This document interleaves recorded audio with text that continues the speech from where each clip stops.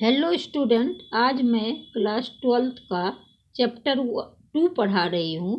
Chapter 1 में हमने cold war के बारे में पढ़ा। अब चैप्टर 2 में हम दो ध्रुवीयता का अंत पढ़ेंगे। दो ध्रुवीयता का अंत शीत युद्ध के बारे में हमने इससे पहले पढ़ा कि किस प्रकार 1914 में फर्स्ट वर्ल्ड वॉर हुआ, फिर सेकेंड वर्ल्ड वॉर हुआ 1939 से 45 तक, फिर जो है कोल्ड वॉर हुआ 1945 से 1991 में, और 1991 में जो है कोल्ड वॉर समाप्त हो गया।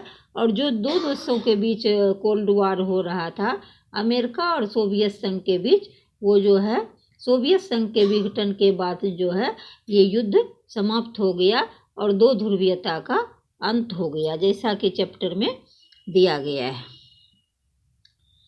तो चैप्टर में जो है ये पहला चैप्टर है दो ध्रुवीयता का अंत।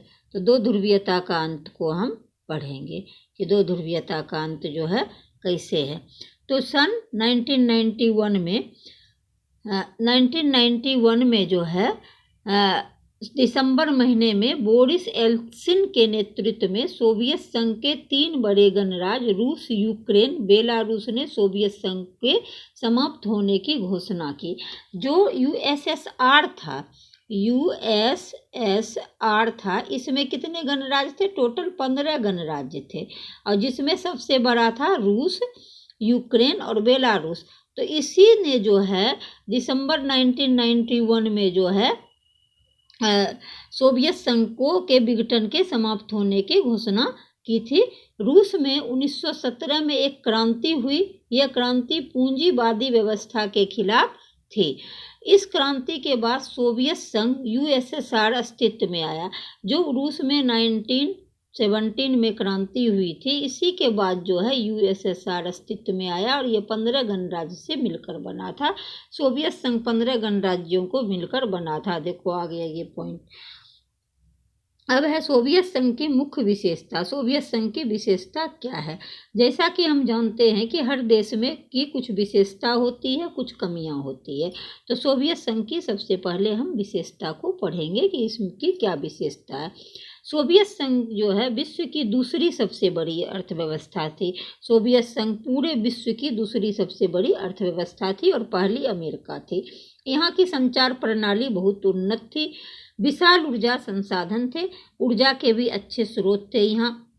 और यहाँ जो है उन्नत किस्म के घरेलू उपभोक्ता उद्योग थे। सोवियत संघ ऐसा देश था जहाँ की पिन से लेकर कार तक यहाँ बनाए जाते थे, जिससे कि जिस देश में जो है प्रोडक्ट अधिक होगा किसी चीज़ का, वो देश उतना ही डेवलप्ड होता है। तो ये जो है डेवलप्ड कंट्री ही था, क्योंकि पिन से कार तक यहाँ जो है बनने की सुविधाएं थी। फिर है आवागमन की अच्छी सुविधाएं, आने जाने की भी अच्छी सुविधाएं थी। राज्य का स्वामित्व, यानी कि यहाँ जो है ये देश जो है गुलाम नहीं था, उस समय आज़ाद था, ये इसके अपने स्वामित्व थे। अब यूएसएसआर क्या है? यूएसए जो है अमेरिका है और यूएसएसआर सोवियत संघ है। यूएसए जो पूंजीवादी को मानते थे और यूएसएसआर समाजवादी को मानते थे। अब कई बच्चे इसी चीज़ में कंफ्यूज होंगे कि पूंजीवादी क्या है और समाजवादी क्या है। तो देखो, पूंजीवादी है कि जिस पर सरकार का नियंत्रण नहीं होता है, कम नियंत्रण होता है, उसको पूंजीवादी व्यवस्था कहते हैं।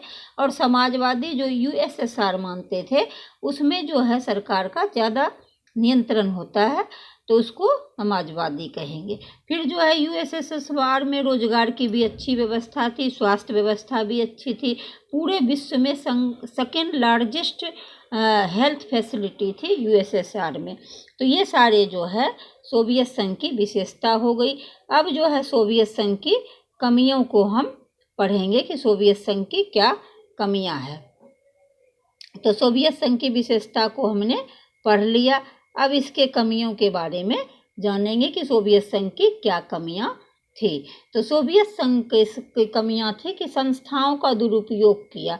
जो सोवियत संघ थे, इसने जो है अपने संस्थाओं का बहुत दुरुपयोग किया था, कि अपने संस्थाओं का दुरुपयोग किया था, कि दुरुपयोग करके जो है सोवियत संघ दूसरा था कि कम्युनिस्ट पार्टी का बुरा शासन।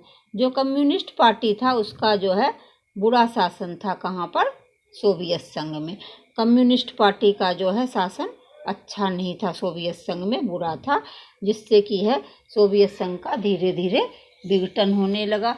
जनता की इच्छा को पूरा करने में सरकार असमर्थ थे। जनता का जो इतनी डिमांड थी उसको पूरा नहीं कर पाए सरकार, जिसके कारण जो है सरकार जो है जनता में जो है असंतोष फैल गया। और फिर है कम्युनिस्ट पार्टी के नेताओं को विशेष स्थान देना। जो कम्युनिस्ट पार्टी के नेता थे उसको जो है विशेष स्थान दिया गया। ये भी जो है सोवियत संघ के विघटन का एक कारण था, कि सोवियत संघ के विघटन का ये भी कारण था। फिर है कम्युनिस्ट पार्टी के नेताओं गोर्बाचेव के सुधारों की नीति। जो गोर्बाचेव थे वो बहुत अच्छा सुधार की नीति लेकर आए थे, लेकिन जो है सोवियत संघ के विघटन के बाद जो है लेकिन जो है कम्युनिस्ट पार्टी के नेताओं का को इतना विशेष अधिकार दिया गया था, इतना वो मनमानी करने लगे कि गोर्बाचेव के सुधारों की नीति भी असफल रहा, क्योंकि जनता में काफ़ी असंतोष फैल गया था और जनता जो है किसी भी नेता पर विश्वास करने में सक्षम नहीं हो पाए। इसलिए गोर्बाचेव की अच्छी नीति, सुधारों की अच्छी नीति होते हुए भी जो है ये सोवियत संघ में सफल नहीं हुआ, असफल हो गया। फिर है जब सोवियत संघ का विघटन हो गया तो सोवियत संघ तो दो ध्रुवीयता का अंत हो गया। दो ध्रुवीयता थे, अमेरिका और सोवियत संघ। तो अब सोवियत संघ का विघटन हो गया तो एक ध्रुवीय विश्व बचा। एक ध्रुवीय विश्व को इंग्लिश में यूनिपोलर वर्ल्ड कहते हैं। अब लेकिन यूनिपोलर वर्ल्ड को पढ़ने से पहले हम सोवियत संघ के विघटन के परिणाम क्या हुए। जब सोवियत संघ का विघटन हो गया तो इसके परिणाम क्या हुए, इस चीज को पढ़ेंगे। सोवियत संघ के विघटन के बाद जो है शीत युद्ध की समाप्ति हो गई। किस चीज की समाप्ति हो गई? शीत युद्ध की समाप्ति हो गई। तो दूसरी दुनिया का पतन हो गया।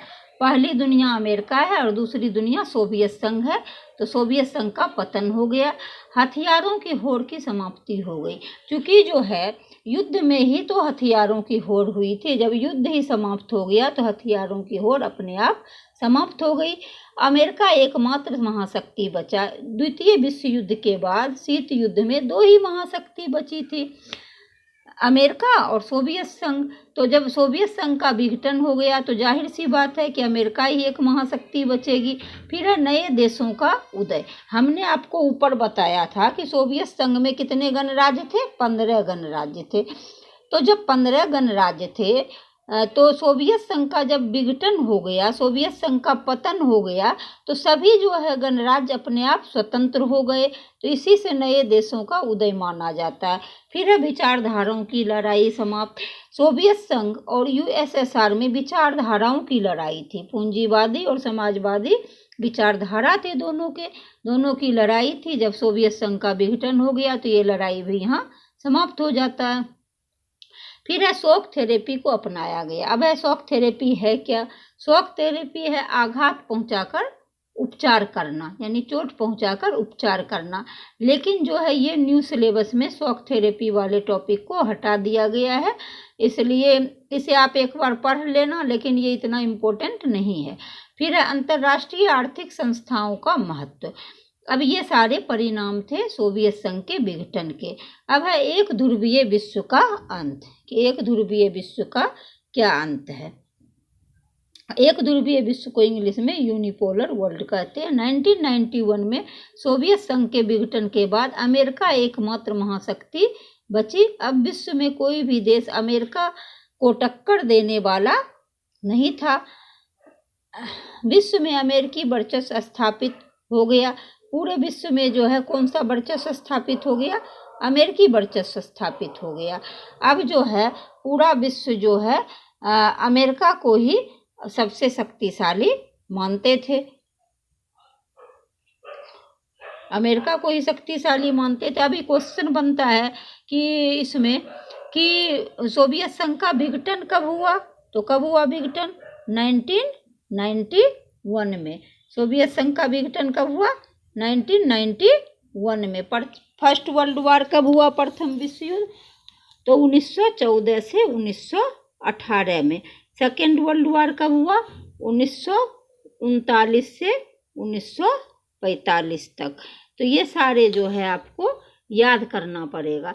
अब जो है सोवियत संघ के विघटन के बाद जो है अमेरिका की राजनीतिक, सांस्कृतिक, सामाजिक वर्चस्व जो है पूरे देश पे फैल गया।